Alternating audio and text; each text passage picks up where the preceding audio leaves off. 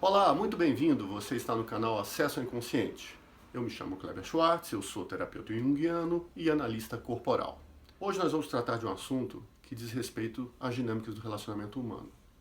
Por que nos apaixonamos? Essa é uma dúvida muito frequente e que a resposta é muito difícil e muito complexa. Então, o que eu vou buscar aqui é dar alguns elementos para vocês que estão me vendo pensarem sobre alguns atalhos e gatilhos que são utilizados no movimento do se apaixonar. Não é uma resposta simples, não é uma resposta única, porque ela envolve diversos fatores. Mas o que eu pretendo aqui é trazer uma explicação à luz da psicologia analítica e mostrar para vocês elementos que são fundamentais na questão de nos fazer apaixonarmos. Em primeiro lugar, a gente tem que deixar claro o seguinte: existe uma ilusão para a grande maioria das pessoas de que essa parte sua que está sentada aqui de frente para o celular, pro computador, pro tablet, o que for, que a gente chama de consciência e que a gente identifica com o ego, ela é que está no controle da parada. E mais, que só ela é suficiente para você viver. Essa é uma ilusão muito grande e que ela não é nem um pouco verdadeira. Nós temos uma consciência e uma noção da nossa existência muito superficial. E, mais ainda, o que nos motiva a agirmos e reagirmos durante a nossa vida são coisas que provêm do nosso inconsciente. Então, vamos acabar com essa ilusão de que eu sou uma unidade de pensamento aqui e que funciono a partir das decisões que tomo na minha consciência. Muito pelo contrário. A grande maioria das suas decisões e das suas motivações, elas são de caráter inconsciente. Então, você não escolhe se apaixonar. O inconsciente te dá condições de, neste movimento, travar um contato com uma parte sua. Basicamente, o apaixonar-se é travar contato com um conteúdo inconsciente seu. Então, a gente tem que deixar claro um outro ponto, que eu já falei em outro vídeo também. A gente possui dentro de nós diversos arquétipos que são moldes, que são padrões universais que a gente estrutura a nossa psique em cima deles. Por exemplo, temos o arquétipo do pai, o arquétipo da mãe, o arquétipo do herói, o arquétipo do velho sábio. O que são isso? São estruturas, mas são estruturas vazias de conteúdo. Quem dá significado a isso somos nós durante nossa existência. O exemplo clássico que eu acho muito bom é o exemplo do leito seco do rio. Então você tem o leito seco de um rio. O que vai dar a qualidade daquele rio? É a água que flui. A água que flui pode ser límpida, pode ser cristalina, pode ser turva, ela pode ser forte, pode ser uma correnteza, pode ser um fio de água. O que vai dizer e o que vai preencher isso daí e vai dizer o tipo de rio que você tem é a sua experiência pessoal. Ou seja, você preenche os arquétipos com a sua experiência particular e a partir disso daí você dá significado àquilo. Todos nós temos um conceito do que é pai, do que é mãe, do que é marido, do que é mulher, do que é um parceiro. E isso são modelos que existem, que provêm do inconsciente coletivo e que são preenchidos de acordo com a nossa experiência particular. Então, dentro desse conjunto de elementos que existem, existem dois arquétipos fundamentais, que são o arquétipo do masculino e do feminino. E aqui, de novo, vou lembrar, não estou tratando de gênero e de sexo aqui, mas estou falando de duas energias que se movem dentro da gente. Então, vamos esquecer essa ideia de que quando eu falar de masculino, eu estou falando de homem, e quando eu falar de feminino, eu estou falando de mulher. Até porque nós, todos nós, sem exceção, temos os dois arquétipos dentro da gente. Então, eu tenho o masculino dentro de mim e o feminino. Então, a todo momento, eu estou interagindo com essas duas energias, que se manifesta de forma exterior em mim, de uma determinada forma, e se manifesta em outra pessoa de outra determinada forma. Mas eu tenho isso dentro de mim. Então vamos tirar de cara essa ideia de que aqui eu vou entrar numa pegada sexista, machista, ou então baseada em rótulos. Eu estou falando de energias que nos movem na vida. Então, se eu sou homem, manifestadamente homem, eu tenho dentro de mim uma contraparte feminina.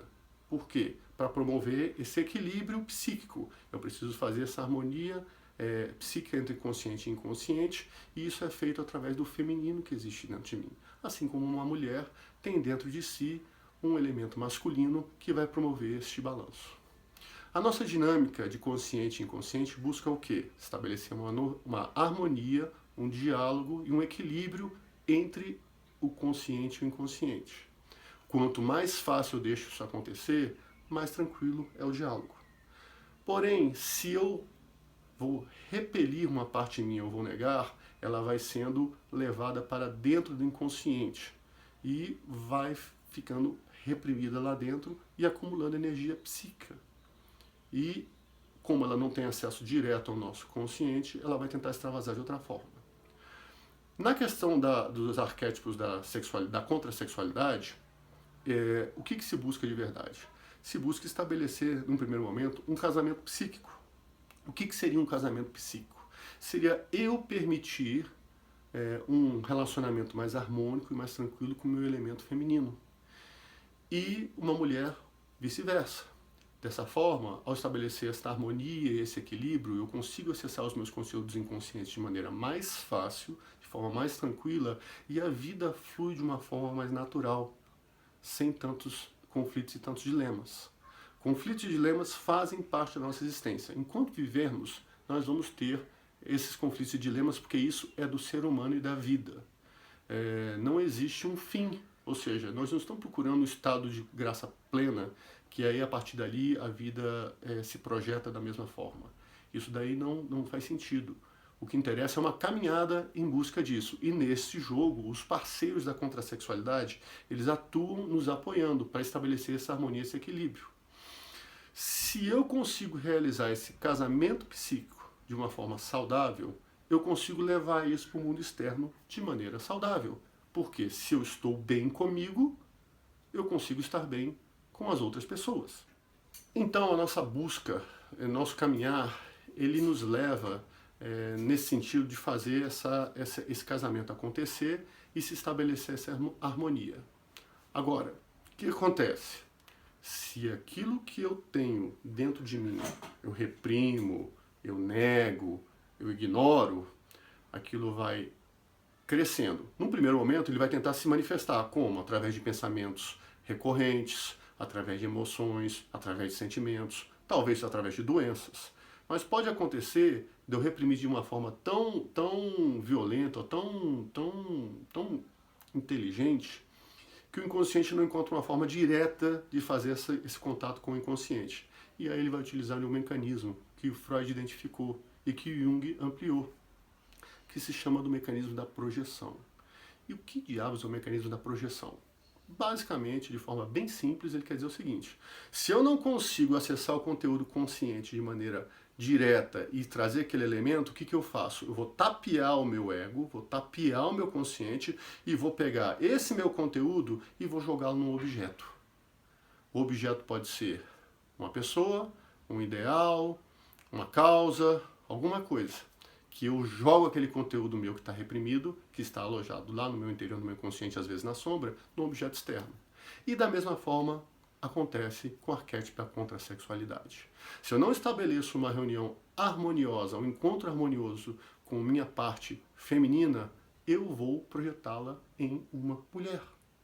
E nós vamos lembrar aqui, antes de eu continuar nesse assunto, que o Jung denominou essa energia, esse princípio feminino, de ânima. E o princípio masculino de ânimos. Em outro momento, eu vou fazer um vídeo específico tratando de ânimos e ânima, porque isso daí é um material muito rico e muito vasto. Mas nesse momento o que eu preciso que vocês guardem é o seguinte: ânima é o meu elemento feminino interno e a mulher tem um ânimos. E eles são os que nos guiam pela vida. Como a ânima se relaciona com a gente e quais são as consequências do mau relacionamento e como o ânimo se relaciona, vamos deixar para um outro vídeo, tá bom? Então o que acontece? Se eu não faço esse relacionamento de forma harmoniosa com a minha ânima, eu vou jogá-la no meio externo e vou projetar isso daí numa mulher. Então nós vamos lembrar o seguinte: eu estou levando a minha vida, levando a minha existência, com os meus dilemas e meus problemas, e de repente eu encontro uma pessoa na minha frente que se mostra maravilhosa, porque ela é linda, inteligente, culta. O que eu estou falando se aplica a mim. Para as mulheres seria o contrário, né? Enfim, eu estabeleço um contato com a pessoa que me permite parar e falar para meus amigos e minhas amigas: nossa, mas eu gosto muito de fulano ou de fulana. Ele é isso, e vou elencando um monte de qualidades. E vou me envolvendo com aquelas qualidades. E quando eu vejo, eu não paro de pensar na pessoa e quero que a pessoa entre em contato comigo, que me ligue, que fale, que eu troque com ela.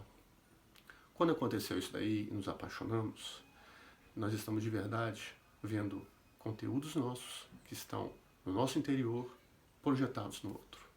Então, vamos lembrar que o primeiro movimento do apaixonar-se é um movimento narcísico. Por quê? Porque eu não me apaixono pelo que aquela pessoa é. Eu me apaixono pelo que eu vejo refletido meu naquela pessoa e que eu não deixo aparecer de outra forma.